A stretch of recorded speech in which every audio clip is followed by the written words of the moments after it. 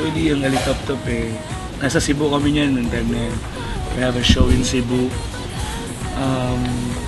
With a homegrown artist. With homegrown artist. First time, naglalaad lang kami dalawa sa mall. Then meron pumasok sa isip ko, talagang impromptu nangyari na, Bounce, ba't hindi natin gawin to? Meron ako naisip na melody, may naisip akong concept. Yung lyrics, tumatak agad sa isip ko. Kinanta ko sa kanya. Sabi niya, tago mo lang yan, gagawin natin yan balang araw. So, dumating yung araw na nakatambay kami. Nandun kami sa studio ng Sonic State. Pinropose ko siya kay Sir Jonathan. Nagustuhan niya.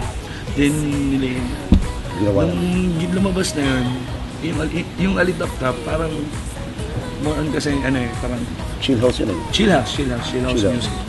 So, ang nangyari, parang love, hope, happiness, dream. Yun yung message ng Alitop-Top. Positive. Basta positive vibes. Good vibes. Good vibes yung dala niya sa tao.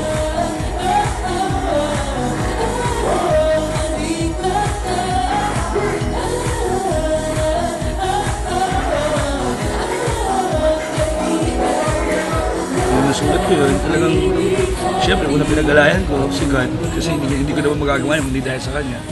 So, pinagtulungan na lang namin ni Bouncy with the help of Sir Jonathan Ong. Yun yung lumabas sa Alitop-Top. Na-execute namin. So, si Eagleman, siya yung gumawa ng song. Siya yung sumulat ng Alitop-Top. Yung lyrics were Aya. Plus, nagtulungan na lang kami gumawa ng verse. Yung verse niya, verse ko, nagtulungan na lang kami. Tapos ginawa pa ni Sir Jonathan ang upbeat, na beach, chill house, yung vibe. Na sinasabi nga na pwede daw retro. So yung naging ang ballroom, parang gano'n. Di ba pang senior citizen? Modern day song, parang gano'n. Ako ang hari, ikaw ang magiging reyna.